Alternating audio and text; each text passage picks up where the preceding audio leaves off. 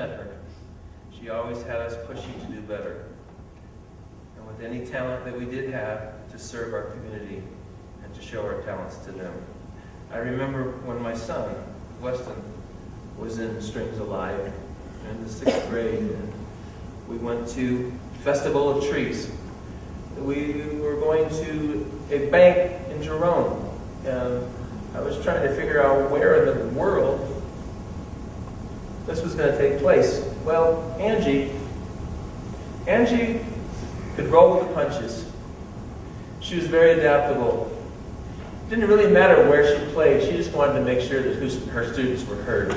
So as we gathered the parents, we stood on the customer side, and all of Angie's students stood on the teller side. There were some students that you can't even see because they were just so short, but it was important to her that her kids be heard. In the spring of this year, Angie came to my office and she shared with me that she had pancreatic cancer. And then she informed me that she would be playing for the Thanksgiving Worship Musical in November. Sickness and disease can happen to any of us, and I wish I could tell you why these things happen. I don't know. But this helps me. King David, in the Psalms 23, he writes this: "The Lord is my shepherd, I lack nothing. He makes me to lie down in green pastures. He leads me beside quiet waters.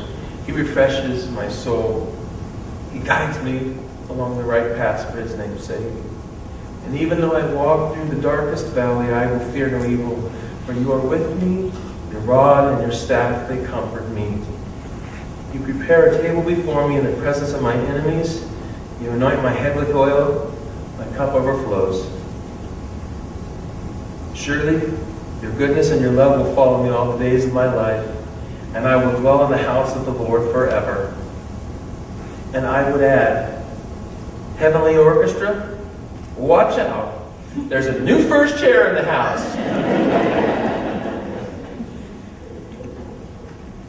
Even though I walk through the valley of the darkest valley, I will fear no evil. I watched Angie as she took this walk. She told me that she had learned to trust in God and that she wanted me to tell you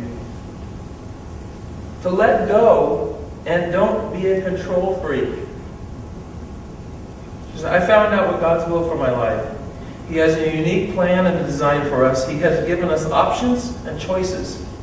And if you trust in God, the answer is always there. You're not in control. Let Him be in control." And she told me that day that the song that had meant so much to her at last year's musical was "Friend of God." She said when she heard it, she agreed and said, "Yes, I am a friend of God." Listen to these simple words of this song. "Who am I that you are mindful of me, that you hear me when I call? Is it true that you are thinking of me? How you love me? It's amazing. Because I am a friend of God. I am a friend of God. I am a friend of God. He calls me friend. For He's God Almighty. He's Lord of glory. You have called me friend. I am a friend of God. I am a friend of God. I am a friend of God. You call me friend." Can you imagine what life would be like without music? I mean, think about it. No chimes being played over the hospital loudspeaker when a baby is born. No nursery rhymes. No birthday song. No pomp and circumstance. No "For He's a Jolly Good Fellow." No wedding march. No anniversary song. No love songs. No symphony. No songs of praise and worship to God. Life without music would be very depressing, dull, boring, and quiet. August Rush is a favorite movie of mine, and within this story, the young prodigy musician discovers that he can hear music in everything. He can hear the music as the wind blows through the tall wheat fields. The gentle flutter of the leaves can be heard while the tree branches move back and forth as if to conduct this great symphony. And high above the song of the birds can be heard while below the deer takes a drink beside the quiet waters. In the distance, if you really listen, you can hear the clitter-clatter of the locomotive keeping perfect time as it runs along the train tracks. You see, God as creator has orchestrated music from the very beginning. He has created us to hear music, to make music, and most of all, share music. For in these quiet moments, when you cannot hear music, rely on God's strength to get you through your toughest days. In Zephaniah 3:17 it says this, "The Lord your God is with you, the mighty warrior who saves. He will take great delight in you. In his love he will no longer rebuke you, but he will rejoice over you with singing." God created the song. He sings over each and every one of us. There's a song that I feel would be very fitting for today, and it's entitled "The Touch of the Master's Hand." We have Angie's violin here.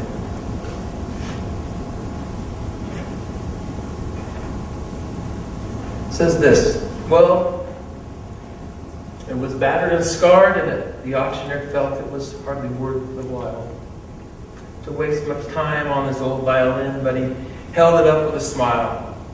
It sure ain't much, but it's all we've got left, and I guess we ought to sell it too. Now who's got a bid for this old violin? Just one more and we'll be through." And then he cried, $1, give me one. Who'll make it $2? Only $2. Who'll make it $3?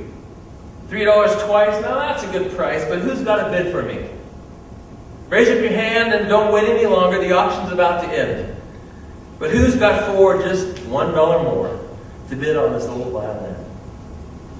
Well, the air was hot, and the people stood around as the sun was setting low. And from the back of the crowd, a gray-haired man, he came forward and he picked up the bow. He wiped the dust off the old violin, and then he tightened up the strings. And then he played out a melody pure and sweet, sweet as the angels sing. And then the music stopped. The auctioneer, with a voice that was quiet and low, he said, "What is my bid for this old violin?" And he held it up with a bow. And he cried out, "1, give me 1,000. Who'll make it 2? Only 2,000. Who'll make it 3? 3,000 twice. Now that's a good price, but who's got a bid for me?" The people called out, "What made the change? We don't understand." But then the auctioneer stopped and he said with a smile, "It was the touch of the master's hand."